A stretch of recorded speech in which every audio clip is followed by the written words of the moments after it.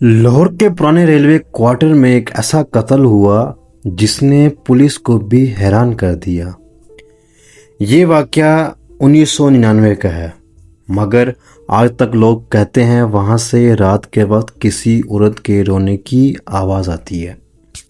1999 में एक रेलवे मुलाजिम अपनी फैमिली के साथ उस क्वार्टर में रिहाइश पजीर हुआ।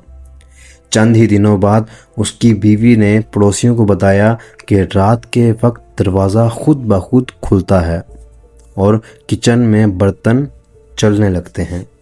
सबने मजाक समझा, मगर फिर एक दिन अचानक उसकी बीवी गायब हो गई। पुलिस ने तलाशी की तो बीवी की लाश कमरे के अंदर मौजूद पुराने स्टोर से मिली। गले पर रस्सी के निशानात थे।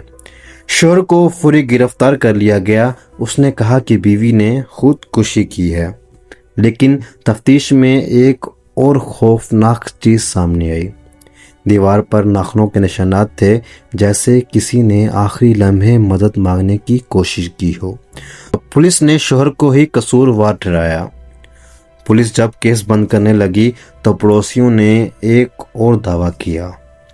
उन्होंने कहा कि इसकी बीवी के मौत के बाद भी रात के वक्त कमरे से औरत की चीखने की आवाज़ें आती हैं। मज़ीद तफ्तीश हुई तो ये पता चला कि पिछले 30 साल में उस क्वार्टर में रहने वाली 3 औरतें इस तरह मर चुकी थी। हर बार यही कहा गया, खुदकुशी, लेकिन कोई सबूत कभी नहीं मिला। सब केसेस को खुदकुशी करार देकर बंद कर दिया था।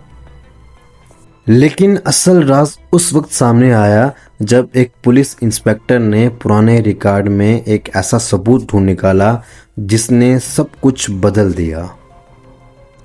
अगर आप जानना चाहते हैं कि वो सबूत क्या था और कातिल कौन था, कोई इंसान या कोई जिन, तो वीडियो को लाइक करें, शेयर करें और चैनल को सब्सक्राइब करें ना करें आपकी मर्जी। मिलते हैं अगले वीडियो में।